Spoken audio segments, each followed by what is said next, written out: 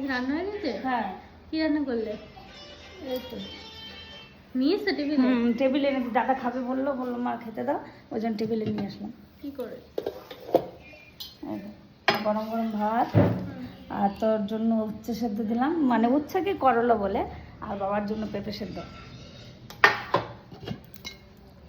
আর সেদিনকে তো সজনে ডাঁটা দিয়ে ডাল করেছি, দেখিস বন্ধুদেরকে, আজকে কাটোয়ার ডাঁটা দিয়ে ডাল। এই যে, কাটোয়ার ডাঁটা দিয়ে মসুরি ডাল। আর এই যে হচ্ছে টমেটো দিয়ে টক, মোরলা মাছের টমেটো দিয়ে টক। এই দেখো, মোরলা মাছ দিয়ে টক খাবি বলি না, বাবা টমেটো নিয়ে আসবো, মোরলা মাছ নিয়ে আসবে, কত বাবা নিয়ে এসেছে। এই যে টমেটো, মোরলা মাছ দিয়ে টমেটোর টক, আর এই জায়গাতে চিংড়ি মাছের মালাইকারি।